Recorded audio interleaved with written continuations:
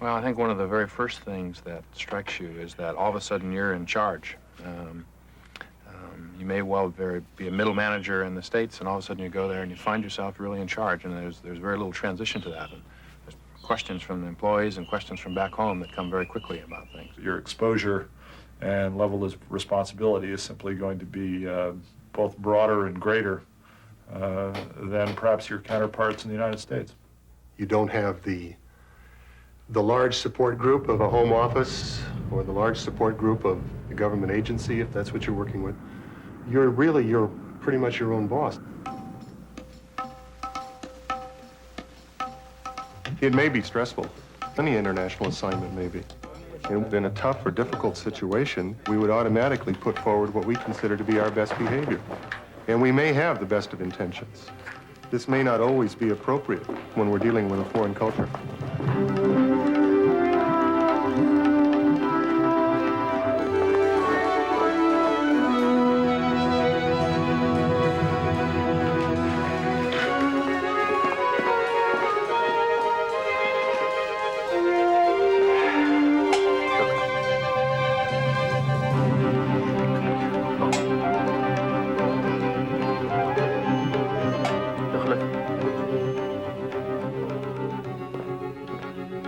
Mr. Wilson? Yes. This way, please. Thank you. Welcome. Ahlan wa sahlan, Mr. Wilson. Thank you. It's good to see you again, Khalid. Please, please.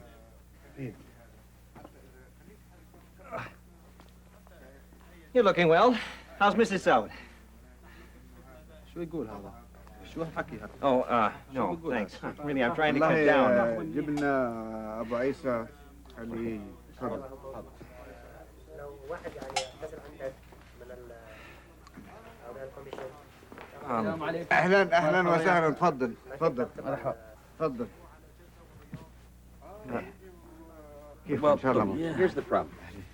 We've got this shipment of supplies that came in for the hospital. Now, if we can get them moved to the building site today, we should be able to stay on schedule. As you can see, though, it's getting pretty tight. I just found out today that these supplies have been sitting on the dock for a week. They're just sitting there. They say we don't have the necessary paperwork. That's a problem. Yes, well... Come on. دقيقة. السلام عليكم. الله معك. الله معك. السلام عليكم. مع السلامة. الله معك. I'm sure it's just a simple misunderstanding that can be very easily cleared up. Mr. Wilson, this is most unfortunate. I'm in a bit of a crisis here. I mean, we've really got to act fast on this one. Today's Wednesday. Tomorrow and Friday, nobody works here. And then you've got Ramadan coming up, and the way I hear it, things really slow down for a month. Hello? أبو فيصل؟ دقيقة. أبو فيصل تلفون. قول له نكلمه حارق. Basically, I was hoping you could rush a permit through today. I mean, after all, this is a project that's important to your people. It's your hospital. Mr. Wilson, my people have been living for many years without a hospital. We can wait 2 more weeks. There's no problem. The Saudi in this scene speaks English rather well and undoubtedly is used to foreigners. However, the real point here is that when you can do things the way that illustrates your appreciation and understanding of the way they think things should be done, you're gaining a great advantage. For a friend, I might have been able to help. But the American's behavior was very insulting. He first inquires about my wife. You're looking well. How's Mrs. Saud? He then refuses the coffee that I give him in hospitality. Well, I'm sure He shows me the sole of his foot. And to add insult to injury, he hands me papers with his left hand. As you can see, things are getting pretty tight. The man was in a great rush. He had papers written all over. We have a saying that a man who wants to see into the future is either insane or irreligious. What good is a plan if God decrees otherwise? There are some really basic tenets of their religion that you should learn before you go to an area where religion is very important. A lot of people, particularly I think in America, ask the question, why do we really have to go to all that trouble to learn another culture when, in fact, our way of doing things and the Western way of business and technology has spread around the world, and people to work with us and work for us should learn our ways. To a degree, they are learning our ways, no doubt about it. But to work well with them, to have them work well with us, to get the best from the possibilities, to reach that full potential, we have to know where cultural differences are causing great barriers. If the person is able to establish and maintain a personal relationship with the host national, that will determine more than anything else that person's success. Many of our projects overseas now are transfer of technology. I can have all kinds of knowledge in my head, and I can have skills that I've learned over 20 years. But if I don't have this rapport, this relationship with this host national, it will not be transferred. We get very used to people in the States taking responsibility, defining the task, setting the objectives, and then that person goes off and does it. And if they have difficulty or have some questions about it, they'll come back and ask you that. In Hong Kong, that doesn't happen at all. If people don't understand what the responsibility is, or they don't understand what the objective is, they just go off and do nothing. And it's very difficult to get used to that. The other side of that, of course, then, is that after you discover that that's happening, you can't go to that person and reprimand them in a very severe fashion, because then that would cause the person to lose face. In India, for example, the role of the manager is to make decisions. He's paid to make decisions. He is respected because he has the ability to make decisions. The employee role is to carry out the decisions made by the manager, not to question them, not to come up with suggestions that might improve a managerial decision, because his role is to please his supervisor or his manager. Hi. Hello, sir. I've just been looking around, and I've noticed that most of the key punches aren't too busy. So I'm hoping you might help me out. I sent up some orders for compilations, but really my department could use them tonight. So I was wondering, since things look kind of slow down here, if maybe you could reschedule my work. Maybe move it up a bit. What a question. In his position, he should know tomorrow's payroll has priority. It would be insolent to even answer such a question. I should involve him in this decision. Get him to accept some responsibility. Well, is there anything running right now that maybe you could shift to a lower priority? Or maybe you could have someone key punch my job during lunch. Why is he insisting on asking me this? He's my superior. He's paid to make decisions, not me. Whatever you say, sir. He's refusing to accept responsibility. Well, it's your department. I'm sure you're the best judge of what could be done. I'd better tell him what he wants to hear. Very well, sir. I'll reschedule your work as priority. Okay. Okay. Well, thanks a lot. Thank you.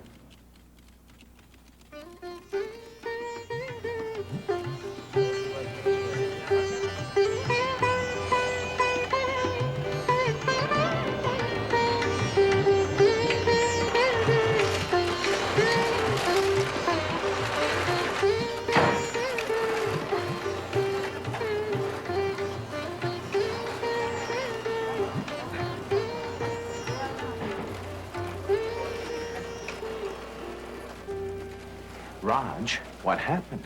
I beg your pardon, sir? You promised you'd have my compilations by the end of the day. I had all my people in my department are expecting them, but they're still not in. I'm very sorry, sir. These Indians can't get anything done. This American is too immature to be a manager. Why should I cooperate with him? There's nothing inherently natural or written in stone about the way bosses or subordinates are to act. Just because in your country bosses act one way and subordinates act another doesn't mean that those are the ways that people around the world are going to act in similar jobs or relationships. Every country has a heritage that has shaped the social system, the roles, and the status that people understand. And when modern business comes along, or other kinds of organizational forms that are modern come along, they are grafted onto those traditional social understandings. All organizations have some functions in common, but how they perform those functions can differ greatly. British cost accounting may be radically different from American.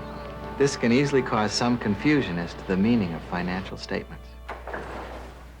Mrs. Russell. Hi, Doug. This is some weather you're having here. Yes, it's ghastly, isn't it? Please. Would you like some tea? Oh, yes, that would be terrific. Thanks. As I recall, you take sugar but no milk. Is that correct? That's right. Well, this certainly is a pleasant surprise. What brings you here at this time of year? Evidently, you didn't get my letter. I wrote it over a week ago. I just came to take a look at your books. The books, why? Because strategic planning is putting together its market projections for the USA and the rest of the world. But there seems to be a question with your profit picture. It's time for the planning team to make a hard analysis. Seems to me that our performance has been quite respectable. Look, Doug, I like you, so I'm going to be honest with you. If it turns out that your operation isn't meeting their projections, it looks like they're going to transfer control to Chicago. Do you think maybe we could take out the books and see what the situation is? I'm afraid I have an appointment scheduled for this morning already. Well, can't you postpone it? This is pretty urgent. We could arrange another meeting. Monday, perhaps? Doug? It is true that Americans speak English, but Mrs. Russell and I were certainly not talking the same language this morning. She was rude and undiplomatic. Imagine arriving here without a previous appointment and then expecting me to rearrange my schedule at a moment's notice, and then going on about the USA and the rest of the world. The rest of the world, indeed. If she speaks to the rest of my staff in that manner, she'll get no special cooperation from this office, I can assure you. In international business, a lot of very crucial information is embedded in foreign subsidiaries or joint ventures or other customer companies, client companies, where it's difficult to extract that information unless you know how people provide information in those countries. Just because you know what you want doesn't mean you can walk right in and ask direct questions and get the kind of information you need. You have to have a strategy of how to extricate, how to mine information, and that strategy has to work country by country. Mrs. Russell. In some places, building rapport, putting yourself somewhat at the mercy of other people, or being much less direct, is the way to find out what is really going on. Well, this is a most pleasant surprise. What brings you here at this time of year? I'm having difficulty understanding your financial reports. You know, your cost accounting is done so differently from ours. Help me out if someone could show me your system. Of course. I'll speak to my secretary about it straight away. Keep always in mind that the two realities, the one of the home office and the one of the local situation, are both real, and you should keep in touch with both of them. Don't hide out in the local scene or just in the American community. Always be listening to 2 points of view, because your job is to seek the best combination, that which will work to achieve results on the scene for your company. Dealing with headquarters can be very difficult because often you're dealing with people who don't understand, who haven't lived overseas, who haven't been involved in the local environment, and think that you're going native on them, or think that you don't understand, or you're not responding the way you ought to respond. And trying to explain that to people back home is very hard. I think the main way to make them aware that this is Japan is simply to invite them over. I'm extremely sympathetic right now to the international assignments that I deal with. Because I've been on those international assignments. I know what their problems are. What really can give you the competitive edge over price and service, which a lot of people are trying to give, is actually getting over there and actually seeing these people. But you're not going to get very far if you do it only by mail or by phone. You have to get over there. You have to go over often. You've got to repeat the trips and show these buyers that you are serious about working with them and for them and developing a personality compatibility with them. What one country or one people expects on the interpersonal side in business dealings can be very different than what another country or people expect. There's a question of phasing often between how quickly you build rapport as individuals and how quickly you get down to brass tacks in talking business. In some places, your trustworthiness, your character, and generally your personality needs to be appreciated and understood before people feel ready to talk business. In other places, just the reverse. It's only after you've talked business that you relax and become friends or acquaintances. In Mexico, the personal relationship comes first, and then business will go smooth.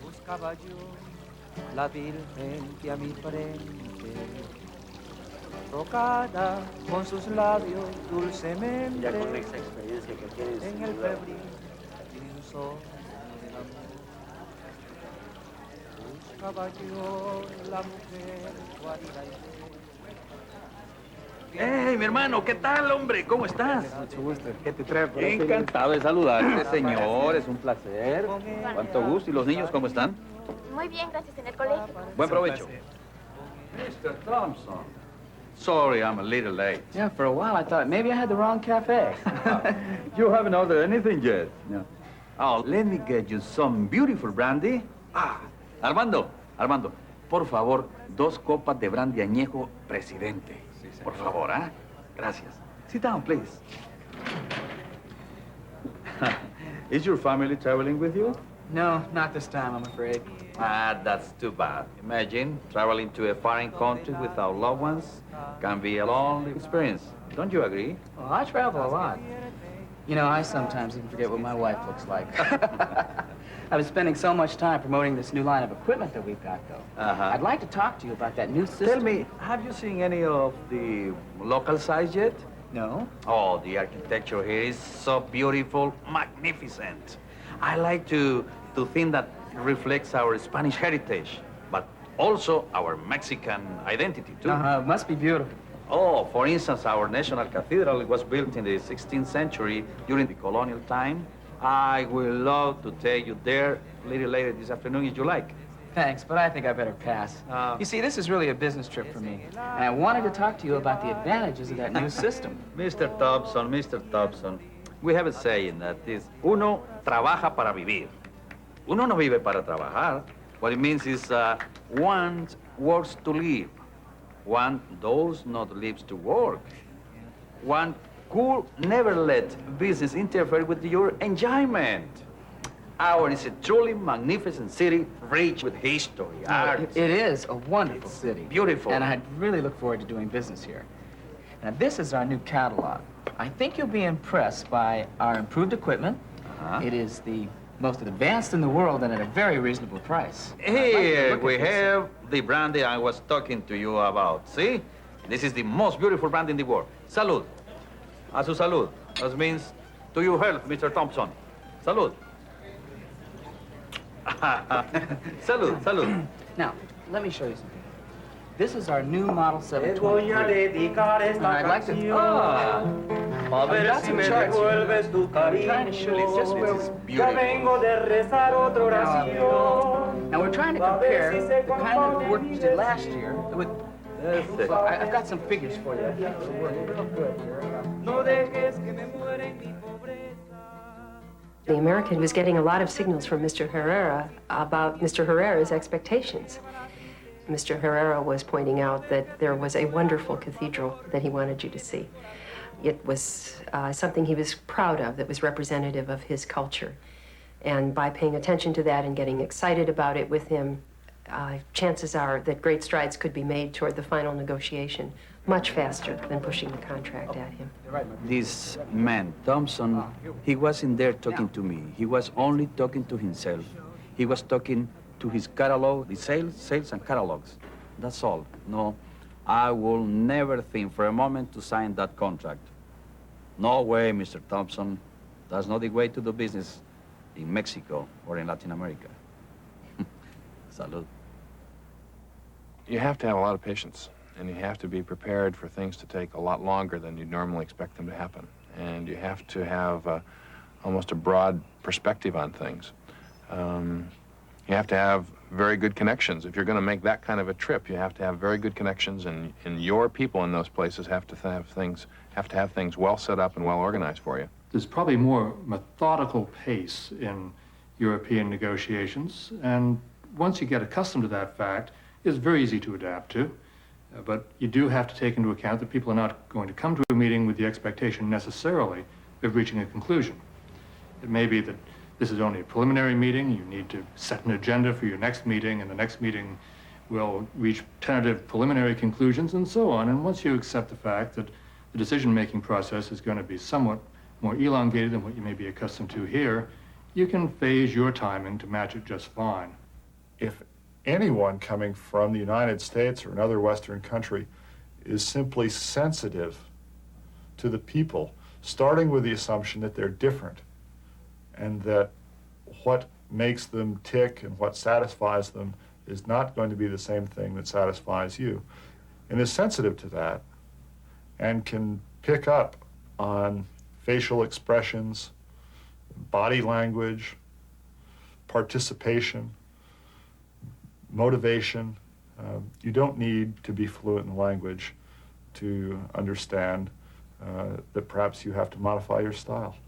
The key to motivating a person in another culture might not be money, it might not be a big raise or a big new position. It's more often that what motivates is the ability to be an effective member in a team. It's the interdependencies and the harmony that's required for efficient group work in Japan. Everybody is involved in the decision-making process, and surprises are avoided. Excuse me. Excuse me. Excuse me. Before we break this up, I'd like to make an announcement. I hope you'll excuse me for speaking in English, but as most of you know, my Japanese isn't very good. You all know Tommy Wakayama. I'm sure you all like and respect him as much as I do. Since I arrived here a month and a half ago, I've been very aware of Tommy's fine performance in every aspect of his job. Tommy's the kind of worker we like to see back at headquarters. He's a real go-getter. But more than that, he has the ability to function creatively, to use his own intelligence and initiative. Therefore, it's with great pride that I'm announcing the creation of a brand new position, chief of our marketing group, and promoting to that position the man I feel is best qualified. Stand up, Tommy.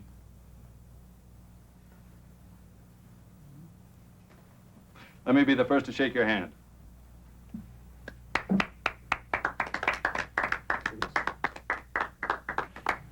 Congratulations. Keep up the good work. Thank you, John-san.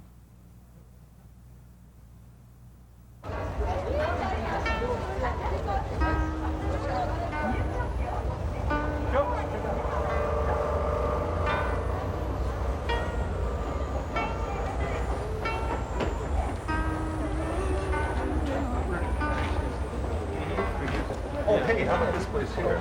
This one is the kid stuff. You like that? Well, you know, check it out. Okay. But, anyway, I was looking over the figures for the marketing. Yeah, but there's like what do you think? Oh, I know that. Better place? Really? Yeah. I was sales report with only.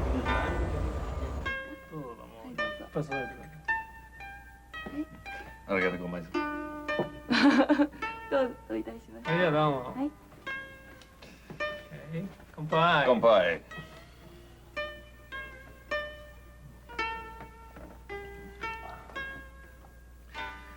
You know, Kobayashi-san, I don't understand it. Ever since I promoted Wakayama, the group's production has gone right through the floor. I mean, he seemed like the obvious choice, but Did I choose the wrong guy? Or? Well, Johnson, it is difficult. I know you admire Wakayama-san very much. But here in this country, we have an old saying which goes, the nail that sticks out gets hammered down. Wakayama-san is too young for this promotion. We believe in the spirit of cooperation and harmony, what we call wa in Japanese.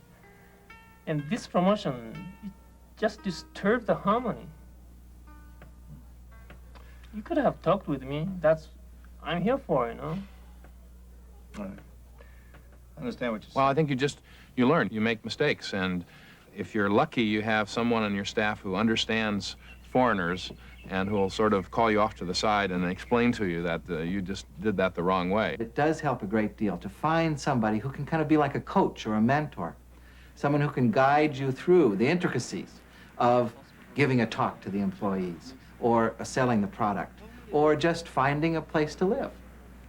You want, therefore, to locate one or maybe two or three people to whom you can give a great deal of trust and who will be open with you about the mistakes you're making.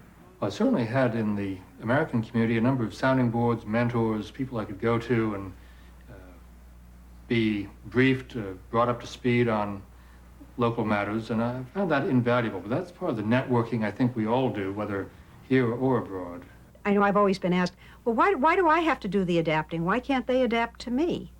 One thing that's very important to remember is that when we're working in France or Saudi Arabia or Japan or wherever with someone who has learned English, he's already gone more than halfway to adapt to you. He knows about you because he sees American television, he sees American movies, he reads American books. He reads Time magazine or Newsweek or the International Herald Tribune. He knows about America. We have to learn about him. We have to go at least halfway. There's no overestimating the importance of learning the host national's way of doing business. Because if we blunder in with the assumption that there's one best system, there's one best way, and we've been doing it that way for 15 years, we're almost sure to fail. So the key that will work, I think, in any culture is to go in with an open, receptive mind to hearing and learning about how business is done, how each managerial function is performed in this particular society, and being open to working with it that way, even if it's different from what you're accustomed to.